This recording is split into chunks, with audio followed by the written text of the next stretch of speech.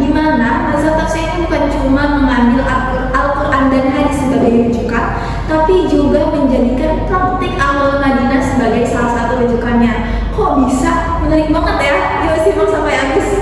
Assalamualaikum warahmatullahi wabarakatuh. Halo teman-teman semua, selamat datang di AH Podcast. Nah, kali ini kita akan membahas tentang mazhab tafsir Malikiyah. Wah, menarik banget kan? Jadi bagi teman-teman yang penasaran, silahkan simak diskusi kami sampai habis ya. Nah, di sini sekarang aku udah ditemani dengan dua mahasiswa IKI Jakarta. Say hi dulu guys. Hai. Jadi apa sih yang dimaksud dengan mazhab tafsir Malikiyah dan ciri khasnya? Kalau kita mulai dari pengertiannya, tafsir secara sederhana adalah usaha untuk menjelaskan makna ayat Al-Quran. Jadi, bukan cuma menafsirkannya, tetapi juga memahami pesan, hukum, dan hikmah yang terkandung di dalamnya.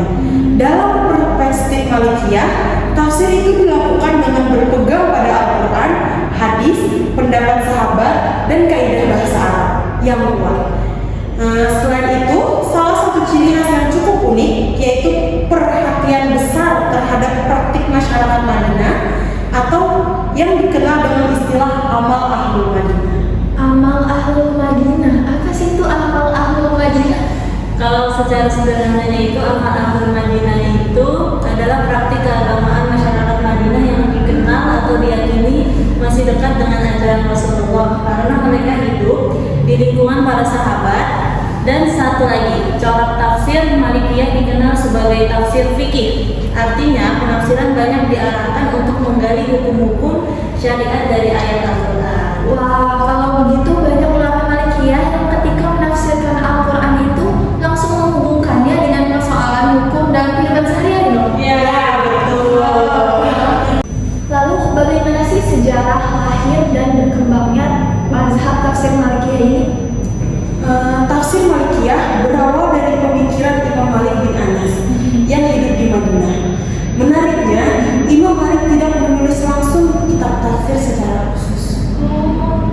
Tapi di pemikirannya itu banyak juga terdapat di kitab Al-Muwatta. Di sana itu terdapat hadis, kemudian fatwa sahabat dan praktik masyarakat Madinah yang menjadi dasar hukum mazhabnya beliau. Lalu kalau sumber pengambilan hukum dari tafsir mazhab Malikiyah ini dari mana aja?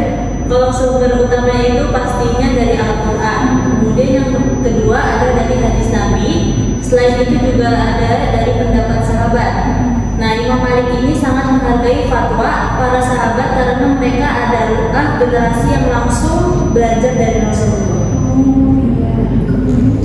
Kemudian ada ijma. Kalau dijelaskan secara sederhana, ijma adalah kesepakatan para ulama mujtahid terhadap suatu hukum.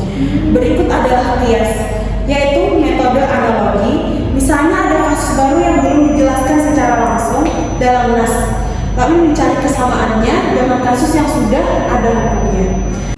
Lalu Imam Malik juga menjadikan maslahah mursalah sebagai sumber. Maslahah mursalah adalah menetapkan hukum berdasarkan kemaslahatan umum selama tidak bertentangan dengan syariat. Menurutku, konsep amal ahli Madinah karena jarang ada mazhab yang menjadikan praktik suatu masyarakat sebagai sumber hukum yang begitu penting.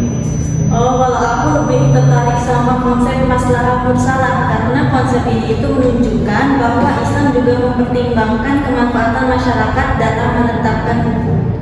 Wah, aku setuju sih sama keduanya karena menurutku kekuatan tafsir Malikiyah ini ada pada keseimbangan antara menjaga tradisi yang kuat dan tetap memperhatikan kebutuhan masyarakat. Wah, betul juga setuju.